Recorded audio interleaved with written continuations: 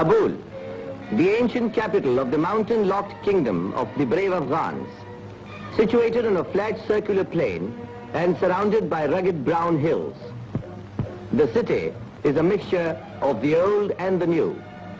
Its modern streets and picturesque roads with long sheltering rows of poplar trees. Its flowing fountains and waterfalls, its lakes and gardens, all have a charm of their own, a charm which is indigenous, exotic, and oriental.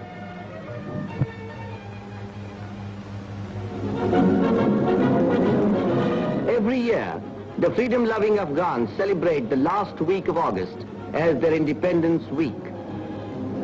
The martial music of the Afghan bands resounds in the decorated streets of the metropolis and draws hundreds of ruddy-cheeked lads from their homes and thousands of trigger-conscious tribesmen from their fields to pay homage to the memory of the martyrs who laid their lives so that Afghanistan might live.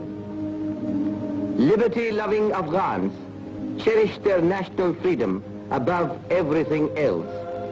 And these monuments remind them of the heroic sacrifices of generations of their countrymen in the cause of national independence.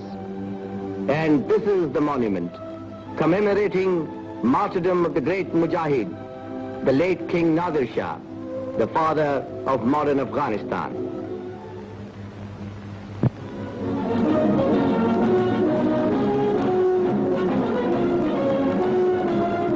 The first day of the celebrations witnessed a great military display watched by thousands.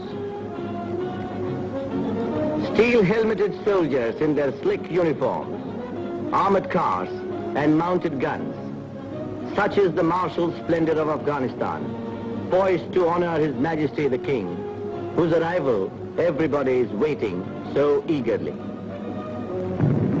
Punctually at 8:20 a.m., His Majesty arrived in the royal car. He was welcomed by His Royal Highness the Prime Minister and the Chief of the General Staff, and was offered a salute of 29 guns.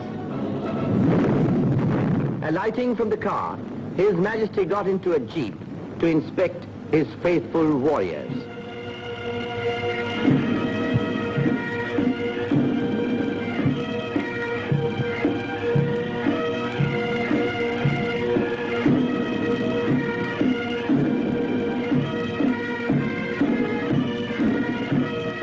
After the inspection, His Majesty got down and with the naked sword paid the homage to the great warrior, late Nadir Shah.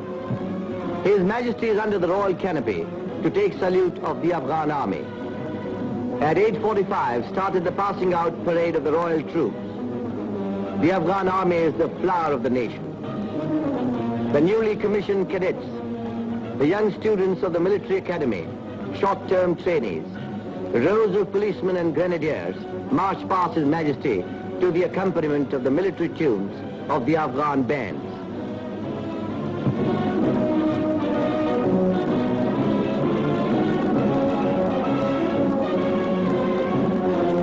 And then the heavy anti-aircraft guns.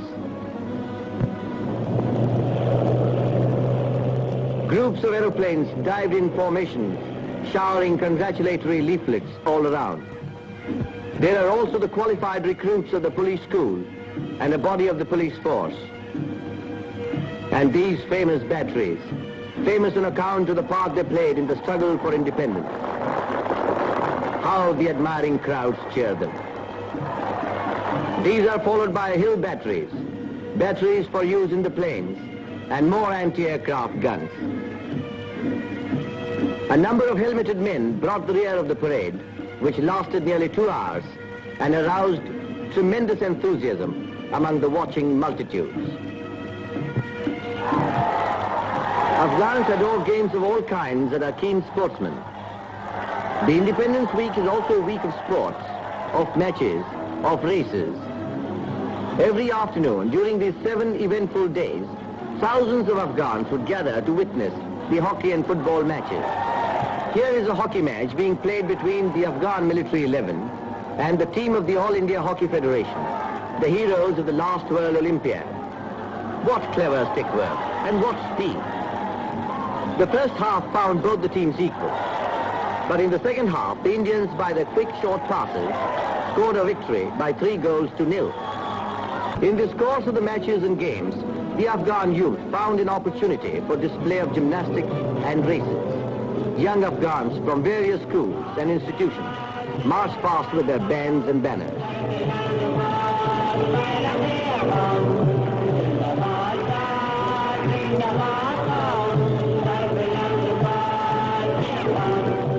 The gymnastic demonstration gave evidence of suppleness of bodies and hard and arduous training. And now watch a football match between the Alliance Club and the All India Football Federation 11. A great game indeed. Both the sides displayed equal dexterity and speed. The Indians stole a lead in the first half by scoring a goal, which the Afghan side soon after equalized.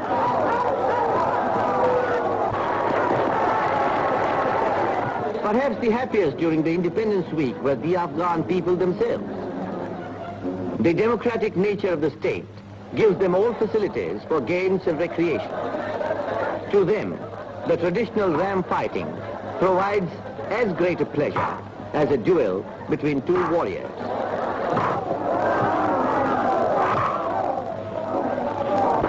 Finally, the dancing. The Afghan youths have their own way of dancing to the beating of the drum and the sweet melody of the flute. They let themselves go. Gradually, the music becomes faster, and so do the dancers.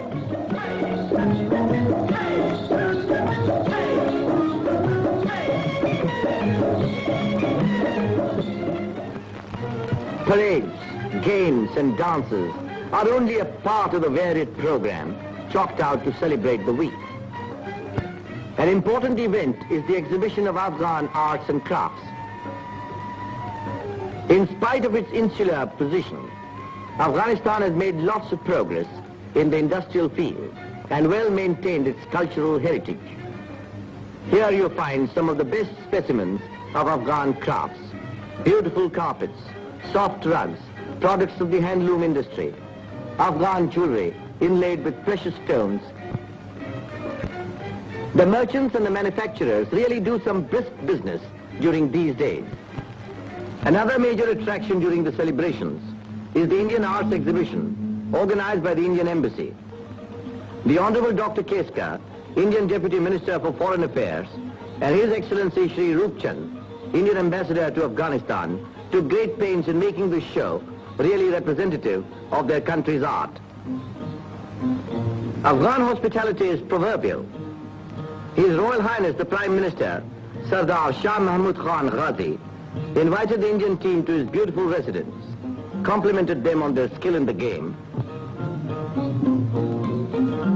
and gave each member a memento of their visit to Afghanistan, and said, "We Afghans are friends of all and foes of none. With India, our relations are extremely friendly. Your visit to Afghanistan, I am sure, will further strengthen the social and cultural ties which link the two countries together. The future peace of the world depends to a great extent on the happy understanding between nations."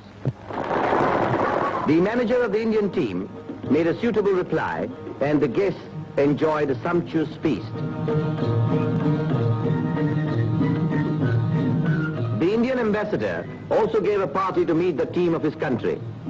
Besides the Honorable Dr. Keskar, high Afghan dignitaries, the members of the diplomatic corps, other prominent citizens attended the function. Everyone enjoyed a very pleasant party.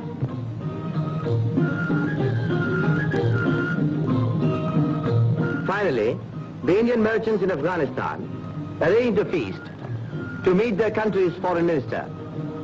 There is no communal problem in Afghanistan, and equality and liberty enjoyed by the Hindus and Sikhs in the country is remarkable.